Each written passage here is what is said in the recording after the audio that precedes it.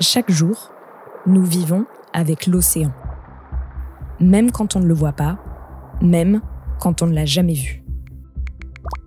Si on peut naviguer sans fin sur Internet, partager des photos, des vidéos en ligne ou même écouter des podcasts, c'est grâce à un immense réseau de câbles sous-marins. Si on peut déguster un café, un thé, partager une tablette de chocolat, s'acheter un téléphone ou des vêtements, c'est parce que des cargos géants ont transporté ces marchandises jusqu'à nous. Je peux te piquer une frite ? Si on peut relever nos plats avec une pincée de sel, c'est grâce à l'eau de mer. Dans le monde, une personne mange en moyenne 20 kilos de poissons, d'algues ou de crustacés par an. Et ce, grâce à la pêche et à l'aquaculture. Et les produits de la mer, ils ne nourrissent pas que les humains. Dans de plus en plus d'endroits, l'océan devient le seul accès à l'eau potable. Plus de 22 000 usines de dessalement d'eau à travers le monde. Face au stress hydrique, la demande augmente sur tous les continents et l'on pourrait voir doubler le nombre d'installations d'ici une vingtaine d'années. Et partout, absolument partout, l'air reste à peu près respirable car l'océan absorbe une grande partie de nos émissions de gaz à effet de serre. Et peut-être que demain, nous trouverons de nouveaux médicaments, de nouvelles énergies et le secret de l'origine de la vie grâce à l'océan. Mais qui gouverne tout ça ? Qui gouverne cette vaste étendue bleue dont nous dépendons toutes et tous ?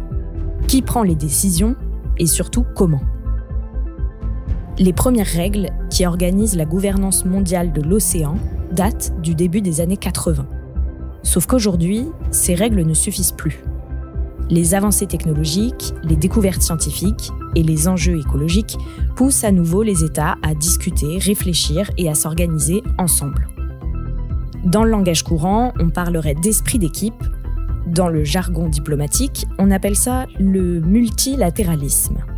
Nous avons besoin du multilatéralisme. Multilateral action. Le multilatéralisme est notre seul espoir. Et depuis 3 ans à peu près, malgré les conflits et les tensions que nous connaissons, des accords internationaux ont été trouvés.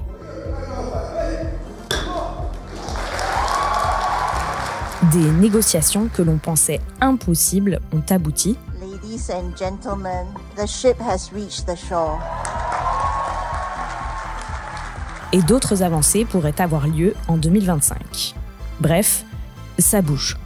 Alors qu'est-ce qui se passe exactement ? Que décident en ce moment les États à propos de l'océan ? Et comment gouvernent-ils à plusieurs un espace qui appartient à toute l'humanité ?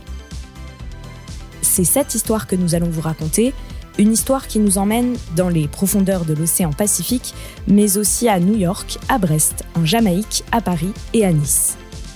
Une histoire en 4 épisodes où vous entendrez, entre autres, un explorateur des fonds marins tout juste rentré de mission, 2 océanographes stars qui s'investissent en politique, un ambassadeur et une directrice d'ONG qui ont consacré des années de leur vie pour qu'un traité historique soit adopté, et des agents du ministère qui préparent ce qui est à ce jour le plus grand rassemblement jamais organisé sur l'océan.